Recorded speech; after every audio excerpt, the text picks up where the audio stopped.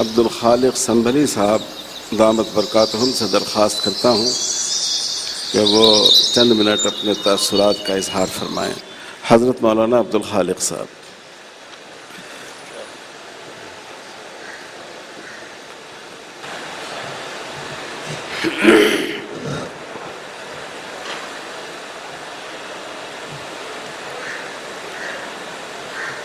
نحمده ونصلي على رسوله الكريم اما بعد۔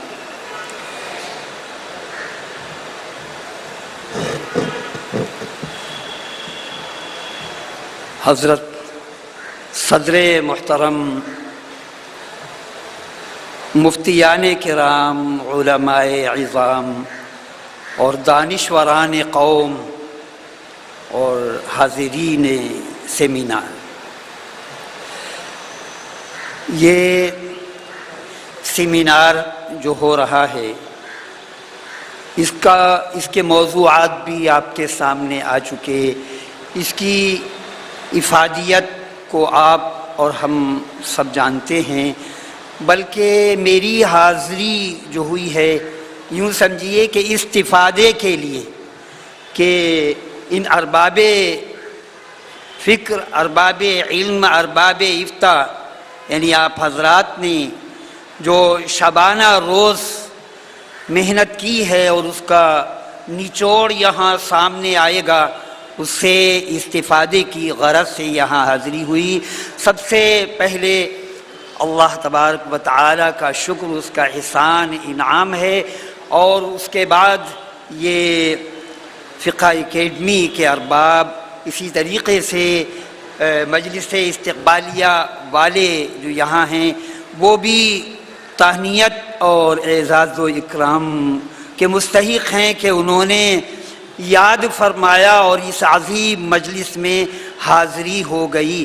یہ جو خطبہ افتتاحیہ میں اخیر میں بڑا اچھا جملہ کہا ہے کہ یہ جو ہمارا اجتماع یا یہ سیمینار جو ہوتے ہیں گویا یہ اجماعی اجتہاد کے درجے میں ہے۔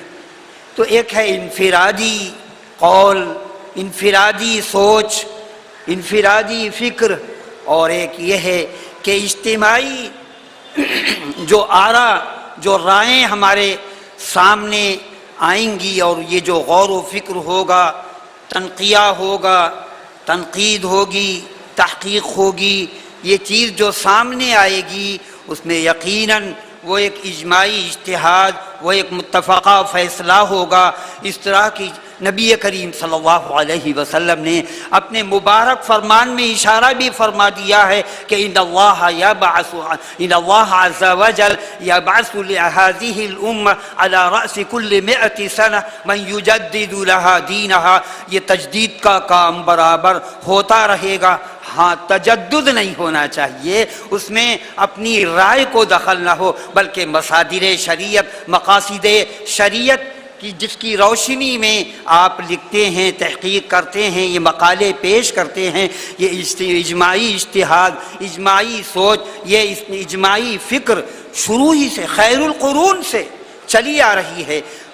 فقہائے سبعہ مدینہ منورہ کے اکثر ان میں تابعین ہیں، تو خیر القرون میں یہ چیز چلی آ رہی۔ حضرت امام اعظم علیہ الرحمہ اپنے ہزاروں سینکڑوں شاگردوں کو لگا کر وہ اس میں تحقیق کے لیے لگا دیا کرتے، اور ایک مسئلہ منقع ہو کر سامنے آتا۔ ظاہر سی بات ہے کہ جو منصوص مسائل ہیں تو وہ تو یقیناً منصوص ہیں، اس پر تو اس کے خلاف تو ہو ہی نہیں سکتا، ورنہ جو اس کے خلاف کرتا ہے منصوص، جو شریعت میں منصوص ہے، اس کے تو ایمان جو ہے اس کا کھٹائی میں پڑ جائے گا۔ تو بہرحال یہ جو حضرت امام مالک نے بھی فرمایا لَن يَصْلُحَ آخِرُ هَذِهِ الْأُمَّةِ إِلَّا بِمَا صَلُحَ بِهِ أَوَّلُهَا۔ تو اس کے تحت آپ حضرات یہاں بیٹھی تشریف لائے ہیں، یہاں انشاءاللہ یہ کامیاب ہوگا، یہ اور برابر کامیاب ہوتے رہے ہیں۔ سیمینار 27واں سیمینار ہے، اور ابھی آپ نے کلیدی خطبے میں حضرت مولانا مفتی خالد سیف اللہ صاحب کے خطبے میں جو ہے کہ 113 مسائل، بنیادی عناوین، بنیادی مضامین اور مرکزی عنوانوں پر 113 عنوانوں پر ماشاءاللہ 27 سیمینار کے اندر بحث ہو چکی ہے. تو کتنے مسائل یہ ہمارے سامنے آئے. یقیناً یہ دین شریعت، دین اسلام یہ ہمیشہ رہنے والا ہے صبح قیامت تک. تو اس کی وسعتوں کا بھی اندازہ نہیں لگایا جا سکتا. نئے نئے مسائل آئیں گے، اس پر غور کرنے کے لیے یہ جو ہے طریق اللہ تبارک و تعالی نے ہم پر انعام فرمایا کہ حضرت قاضی مجاہد الاسلام نور اللہ مرقدہ ان کے ذہن میں یہ بات ڈالی اور انہوں نے اپنے رفقائے کار کو لے کر یہ کام شروع کیا. بڑا اہم کام، بڑی اہم خدمت ہے دین کی، اسلام کی، علم و افتاء کی، فقہ کی، شریعت کی. تو اسی کو اب آگے بڑھا رہے ہیں ہمارے حضرت مولانا مفتی خالد سیف اللہ صاحب مدظلہ العاری اور ان کے یہ رفقائے کار حضرت مولانا مفتی سید عبید اللہ صاحب اسعدی یا حضرت مولانا مفتی عتیق احمد صاحب یا اور جگہ جگہ ان حضرات نے بڑے بڑے عظیم مفتیان کرام کو متعین کر دیا ہے. اور اسی کے تحت آپ حضرات بھی یہاں اپنی شبانہ روز کی محنت اور کاوشیں لے کر آئے ہیں. انشاءاللہ یہ مسئلہ یہ مسائل جو ہے منعقد ہوں گے. اور ماشاءاللہ اس سیمینار میں تو جانوروں سے متعلق بھی نبی کریم صلی اللہ علیہ وسلم رحمت للعالمین ہیں.